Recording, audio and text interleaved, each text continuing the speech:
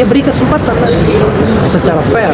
Misalnya kalau kasus ini tidak dilimpahkan ke persidangan, ya silakan, tetapi kasih kesempatan yang sama, yang baik kepada Mas Roy Ketua maupun kepada jaksa penuntut umum untuk membuktikan ini kan bukan sebuah pelanggaran pidana yang memang jahat dari sononya, seperti perkosaan, perampokan, pembunuhan dan lain sebagainya. Ini adalah sebuah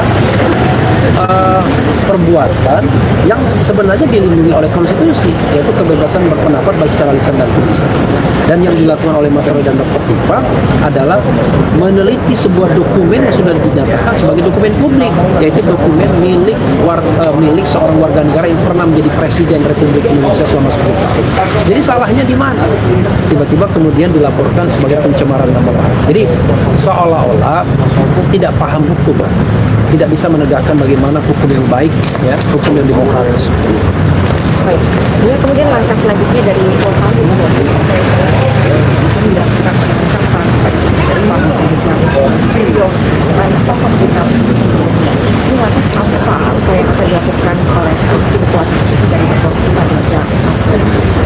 Ya, pertama melalui mimbar ini saya sebagai penasihat hukum Dr. Tifa dan juga mewakili teman-teman memprotes keras penangkapan ini yang menurut saya sewena-wena, semena-mena, tidak berdasarkan hukum yang ada. Itu satu. Yang kedua, kami memandang bahwa proses penegakan hukum terhadap kasus ini sudah melanggar banyak hal, baik secara formil maupun material, sehingga seharusnya tidak layak untuk ditindaklanjuti. Ketiga, kami menengarai bahwa ada pesanan-pesanan dari pihak-pihak tertentu agar dilakukan penangkapan dan penahanan, dan ini adalah presiden buruk dalam proses penegakan hukum. Yang keempat, ini kasus bukanlah kasus kejahatan luar biasa seperti korupsi, kemudian pembunuhan dan lain sebagainya, tetapi sebuah kasus dalam ranah mala in prohibita, sesuatu yang dilarang saja. Tetapi jangan lupa, ini masih debatable karena konstitusi mengatakan ada kebebasan menyatakan pendapat baik secara lisan dan tulisan. Kelima, yang dilakukan oleh Dr. Tifa dan juga Mas Roy adalah meneliti sebuah dokumen publik, dokumen yang pernah digunakan untuk pencalonan wali kota, pencalonan gubernur, dan pencalonan presiden dan wakil presiden. Tidak ada salahnya. Undang-undang kebebasan informasi publik mengatakan itu dokumen publik, putusan KIP, ya, Komisi Informasi Publik, juga mengatakan itu dokumen publik.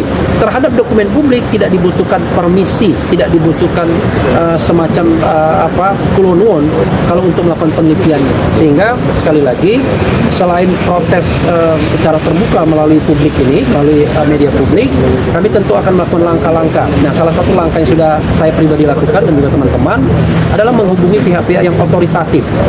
Kami sudah menghubungi Ketua Komisi 3 DPR RI agar mereka menegur, melakukan pengawasan terhadap Polda Metro Jaya. Karena itu wilayah pengawasan mereka sebagai fungsi pengawasan Dewan Perwakilan Rakyat. DPR tidak boleh diam saja menghadapi soal ini. Sekali lagi, ini adalah ranah konstitusional hak warga negara untuk berserikat, berkumpul, mengeluarkan pendapat baik secara lisan dan tulisan. Kami juga sudah punya pihak lain yang juga berkepentingan terhadap ini, berkepentingan terhadap stabilitas nasional, agar kasus ini kemudian tidak merambat kemana-mana dan kemudian justru mengganggu program pemerintahan, karena akan terjadi protes sana protes sini, dan bahkan kita tidak tahu apa yang akan terjadi kemudian kalau kemudian tindakan koersif ini terus dilakukan. Nah, karena itu kami menyiapkan langkah-langkah hukum lainnya yang layak, ya, macam-macam, dan tentu kami tidak akan sebutkan terlebih dahulu karena langkah itu tidak diperlukan kalau Dr. Tifa dan Roy Suryo tidak ditahan. Ya, sekali lagi tidak ditahan karena not necessary untuk menahan. Kami juga meminta opini, jaminan dari tokoh-tokoh agar tidak dilakukan penahanan. Tetapi tentu itu butuh waktu karena kita butuh komunikasi. Cara-cara penyidik melakukan ini tanpa komunikasi, tanpa pemberitahuan, tanpa surat dan lain sebagainya, justru menurut kami adalah cara-cara yang tidak menghormati hukum sama sekali. Itu yang ingin saya katakan. Tadi berulang kali Bang Refli menyebutkan ada saksi yang terkait ini, apakah ada kecenderungan yang dimaksud dengan pihak tertentu? Iya, Anda bisa lihat sendiri kan siapa yang ngomong Roy Suryo ditangkap, Roy Suryo ditahan dan lain sebagainya, setiap saat. meminta agar Roy Suryo ditangkap dan ditahan. Anda bisa cek sendiri. Jadi saya kira saya tidak perlu menyebutkan pihak-pihak tersebut, tetapi Anda bisa cek sendiri. Dan lucunya adalah pihak-pihak tersebut tidak punya standing sama sekali. Ya, misalnya bukan lawyer Pak Jokowi, misalnya bukan pihak yang memang punya standing untuk kemudian mengurus kasus ini dan lain sebagainya. Tetapi kita tangkap berkali-kali melakukan press conference, bahkan sepertinya juga berkoordinasi. Nggak tahu ya dalam tanda kutip. Nah, karena itulah kemudian kami minta agar penegakan hukum ini independen, tidak diintervensi, dan sekaligus meminta perhatian ya pihak-pihak yang berkepentingan yang tentu saja memiliki kekuasaan untuk menegakkan hukum secara benar. Ya, termasuk juga pihak-pihak misalnya istana sekalipun, ya kita minta perhatian Presiden Prabowo Subianto agar kemudian mengeluarkan segala kekuatannya, segala otoritas yang legal konstitusional untuk memperhatikan kasus ini, untuk menyetop kesewenang-wenangan itu. Karena jangan lupa kepolisian itu adalah aparat di bawah kepresidenan. Sebuah penegakan hukum yang baik, yang independen, yang logis tentu tidak boleh diintervensi. Tapi kalau penegakan hukum yang tidak logis, tidak independen, memenuhi pesanan pihak tertentu, ya tentunya harus ada upaya-upaya untuk meluruskannya kembali. Saya kira koridor hukum yang harus kita tegakkan secara baik, secara benar, dan sekali lagi bahwa kedua klien kami ini tidak pernah sedikit pun punya niat untuk melarikan diri seperti para koruptor, seperti orang-orang yang melakukan kejahatan-kejahatan berat. Mereka kooperatif, walaupun ancaman hukumnya mengada-ngada sampai 12 tahun penjara. Itu kan ada namanya. Oke, silakan. Apakah ada pesan yang disampaikan Mas Roy Suryo tadi setelah berbincang terkait dengan penangkapan hari ini yang mungkin ingin disampaikan juga ke teman-teman ini? Ya, dia lebih menceritakan kronologis ya penangkapannya dalam kondisi yang malamnya dini hari baru pulang, kemudian baru sempat sholat subuh tapi belum sempat mandi, belum sempat berpakaian layak, kemudian dipaksa untuk diangkut, padahal sekali lagi dia bukan kriminal yang kita bayangkan, koruptor, pembunuh, orang yang berbahaya misalnya. Toh diberikan kesempatan mandi dulu, kemudian berpakaian secara layak, kan gak ada masalah sesungguhnya. Apalagi yang dilakukan penyidik juga tidak proper, tidak menyampaikan surat pemberitahuan terlebih dahulu misalnya. Kalau diberitahukan surat pemberitahuan terlebih dahulu misalnya bahwa sebelum akan ada penyerahan kami mengundang dan lain sebagainya, ya kita bisa antisipasi. Ya kita akan datang. Tentu kita akan bernegosiasi mengatakan tidak perlu ditangkap dan ditahan karena kita akan datang pada kejaksaan. Toh kewenangan penyidik dalam konteks ini kan tinggal 1, 2, 3 hari lagi saja, karena Senin itu pelimpahan berkas katanya, pelimpahan berkas dan kemudian juga tersangka. Jadi sebenarnya kewenangan mereka tidak banyak lagi, tapi kenapa di ujung kewenangan yang tidak banyak itu tiba-tiba mereka melakukan penahanan dan penangkapan untuk sesuatu yang tidak masuk akal, tidak perlu, tidak penting, tidak seharusnya dilakukan begitu. Nanti untuk jam 11 juga akan ada konferensi pers dari tim kuasa hukum, benar Pak Presiden? Iya, saya kira gini, tim kuasa hukum ini kan ada beberapa yang melakukan pembelaan ya, ada beberapa kelompok masyarakat. Saya mengiyakan, mungkin juga tim yang barangkali bukan yang dikoordinasi oleh saya, tapi yang tim yang dikoordinasi oleh saya datang langsung melihat itu, dan itu nanti ada press conference ya tentu mungkin kita akan bergabung, nanti akan kita lihat. Jadi ya kalau press conference mungkin di sini juga ya. Saya kira itu. Terima kasih Pak Presiden. Saya boleh. Oke, ada lagi sih pertanyaan? Iya. Boleh. Oh iya. Iya. Madam kemana? Siap. Saya.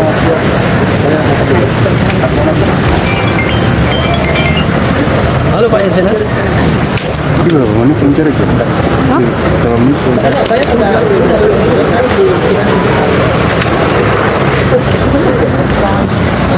Oke, pemirsa Aziz, tadi keterangan terkait penangkapan yang diduga secara paksa oleh penegak hukum, itu keterangan dari kuasa hukumnya itu Repi Harun yang sudah datang ke Polda Metro Jaya untuk melihat langsung kondisi keadaan dari Roy Suryo dan juga inilah masih suasana di Ya, sekali lagi saya mengatakan ya, kenapa harus ditangkap dan ditahan? Ini kan sudah tahap akhir, mau penyerahan tersangka dan kemudian barang bukti, penyerahan tahap kedua. Dan kita sudah kooperatif. Kooperatifnya itu tidak hanya di kata-kata, tapi juga di perbuatan. Sejak tidak ditahan ketika diperiksa sebagai tersangka pada tanggal 13 November 2025, baik Dr. Tifa maupun Mas Roy itu sudah melakukan wajib lapor. Dan wajib lapor itu sudah 30 kali hampir. Ya kira-kira 28-29, persisnya kurang lebih begitu. Bayangkan coba, padahal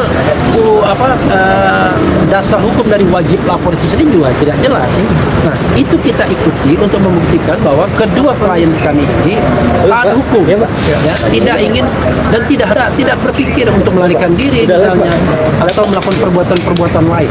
Yang mereka lakukan selama ini adalah membela diri, termasuk kami kliennya.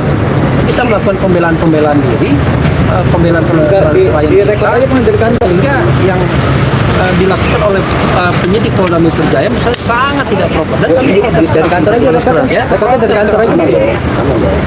Dan sekali lagi kalau misalnya ini terkait dengan katakanlah kasus pembunuhan, kasus korupsi dan lain sebagainya, masuk akal kalau ditangkap dan ditahan. Tapi ini kan hal yang terkait sesuatu yang debatable, masih berdebat kita. Apakah yang dilakukan Mas Roy dan Dr. Tifa itu adalah benar pencemaran nama baik, benar fitnah?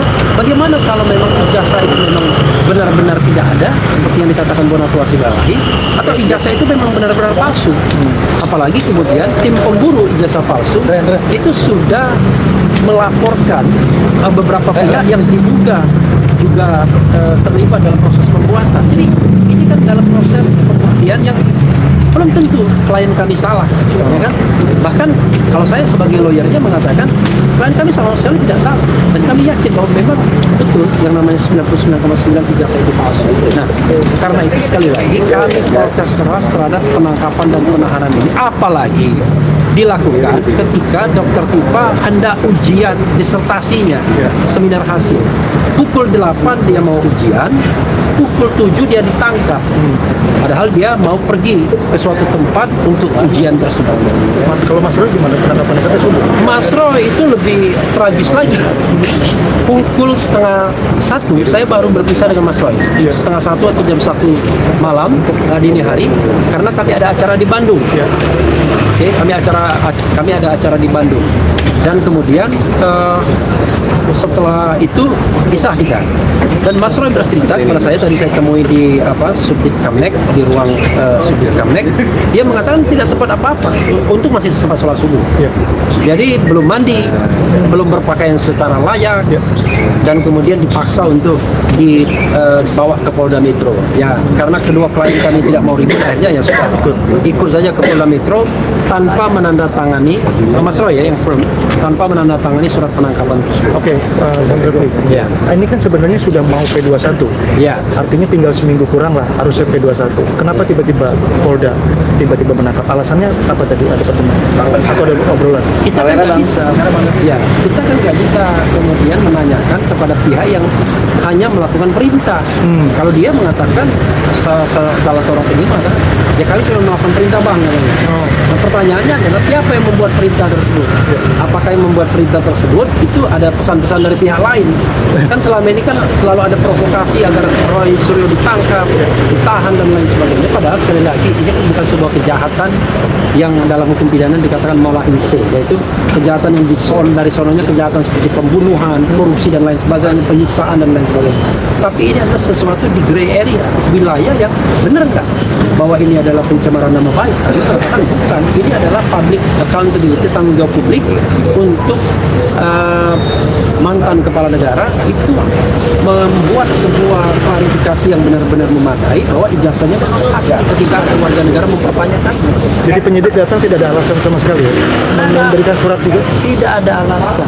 Belum sempat tanda tangan? Tidak ada indikasi mau melarikan diri. Tidak ada surat dan lain sebagainya. P21 ini kan baru dimulai tanggal 2 Juni ya Pak ya. Artinya Kata siapa? waktu tanggal itu sebetulnya Bapak sudah diinfokan atau bagaimana? Nggak ada. Kan itu adalah sebuah pernyataan yang tidak langsung dari di Reskrimum Polda Metro Jaya yang mengatakan bahwa ketika ditanya oleh salah satu teman di sini, jangan-jangan yang nanya soal P21, dia mengatakan bahwa mereka tidak perlu lagi melengkapi berkas. Itu saja pernyataannya, nggak ada P21 dan lain sebagainya. Tetapi pihak sana, ya kadang-kadang kita mengatakan termula ya, pihak yang nggak punya legal standing, yang mengatakan relawan dan lain sebagainya, kan dalam hukum ini harus jelas, saya ada standingnya penasihat hukum. Ada orang yang nggak jelas, wah ditangkap, ditahan, kami yakin akan P21 dan lain sebagainya. Tetapi keyakinan itu sebenarnya sebuah provokasi, harus ditangkap, ditahan dan lain sebagainya. Kalau hitungannya tanggal 2 yakin P21 udah lewat waktunya. Sekarang ini kalau menurut aturan internal di kejaksaan yang saya pahami ya, karena ini kan semua hukum acara baru dan lain sebagainya, itu dalam jangka waktu 14 hari saja penyerahan itu dilakukan. Kalau misalnya kita ketahui tanggal 2 Juni dianggap sebagai sebuah pengumuman tidak resmi adanya P21, kan itu artinya tanggal 19 ini sudah lewat waktunya berapa hari sudah? 17 hari. Padahal time frame-nya hanya 14 hari saja.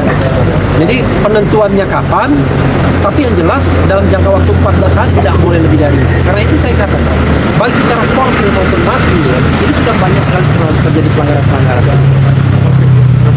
Makasih Pak Raffles. Oke, ya.